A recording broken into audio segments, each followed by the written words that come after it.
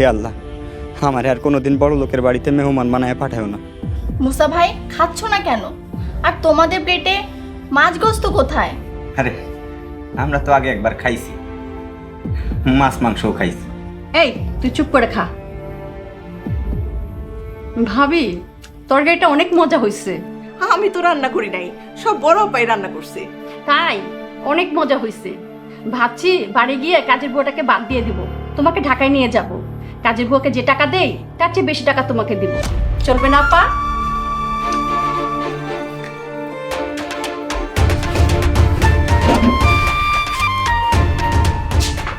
কি হলো, মুসা ভাই চলে গেল কেন? আরে খা তো, ওর খাওয়ার শেষে চলে গেছে, খা।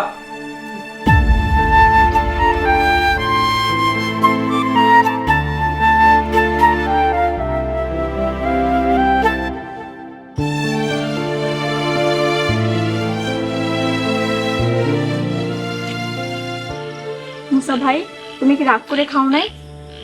আরে গরিবের আবার রাগ কি? আবারও নিজেকে গরিব বলতেছো? গরিব দেখাই তো খালাম্মা আমারে কামে রাখতে চাই। আম্মুর হয়ে আমি ক্ষমা চাচ্ছি, মাফ করে দিও। হ্যাঁ সিসি, তুই কেন মাপ চাইতেছস? তুই কি কোনো দোষ করছস? বিশ্বাস করো মুসা ভাই, বিষয়টা আমার কাছে খুব খারাপ লাগছে। কেন তোর কাছে কেন খারাপ লাগছে? আমি তো সবার মতো না, তুমিই বলো আমি কি সবার মতো? না, তুই অনেক ভালো মায়া। তাহলে আর রাগ করিও না, কালই তো ঢাকায় চলে যাচ্ছি। তাইলে চলে আসবি? তুই না কইছিলি কয়দিন থাকবি? ভাল লাগতেছে না, তাই কালই চলে যাবো। আমারে দেখে আর এখানে থাকতে ইচ্ছা করতেছে না, তাই না? না, কালকে তো তোমরাও চলে যাবা, তাই আমিও চলে যাব। তোমরা যদি থাকতা তাহলে কালকে থাকতাম। মামা মামি আমাদের সাথে যে আচরণটা করতেছে, এইখানে আর থাকা সম্ভব না রে। আচ্ছা, মানুষ এমন কেন? ওই যে ওরা যে বড় লোক, আর বড় লোকরা তো গরিবদের দেখতে পারে না। আবার নিজেকে গরিব বলছো?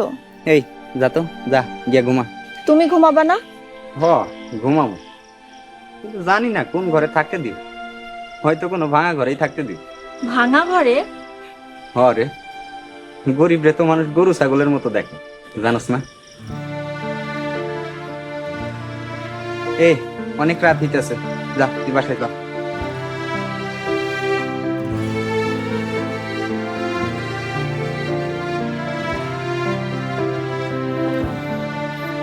নাবিলা, মামু সাকুন ওই তো খুব পুকুর পাড়ে বসে আছে। তুই কোথায় গিয়েছিলি? মুসা ভাইয়ের কাছে। এত রাতে কিসের ঘোরাঘুরি? যা ঘরে যা, ঘরে গিয়ে ঘুমা। নাবিলারে নিয়ে ওই মাঝখানে ঘরে শুয়ে পড়েন। নাজমার মা, আমরা কই ঘুমাবো? আপা, ওই পিছনে ঘরে গিয়ে আপনি শুয়ে পড়েন। যান, মুসারে নিয়ে চলে যান ওখানে। মামি, খালাম্মারা বাইরে ঘরে থাকবে কেন? ওই ঘর ছাড়া তো আর কোনো ঘর খালি নাই মা আমাগো। কেন, আমাদের সাথে থাকুক, আমরা সবাই একসাথে থাকি। এই তুই এত বেশি কথা বলিস কেন? নাবিলা মা, আমরা গরিব মানুষ, এক ঘরে ঘুমাইলেই হয়। আপা, তাইলে দাঁড়াই আছেন কেন? যান, মুসারে নিয়ে ওই পিছনে ঘরটায় চলে যান। নাবিলা মা, নাজমা তোমাগুলিকে সুন্দর করে বিছানা করে রাখছে, যাও শুয়ে পড়ো গিয়া। খালা, আমি আসলে বুঝতে পারছি, মুসা ভাই ঠিক কথাই বলে। এই মুসা তোকে কি বলছে? মুসা ভাই বলছে গরিবের জায়গা মানুষের পায়ের নিচে। আপা দাঁড়াই আছেন কেন? যান, গিয়ে শুয়ে পড়েন। তারপর সকালে একটু উঠেন, কাম আছে। কালকে সকালে উঠে গেলে কেমন হবে? যাওয়ার আগে কাজগুলা শেষ করে গেলে অসুবিধা কি আছে? আর আজকে তখন থাকি গেলেন, তখন কালকে কাজ কামগুলা শেষ করে তারপরে যাই।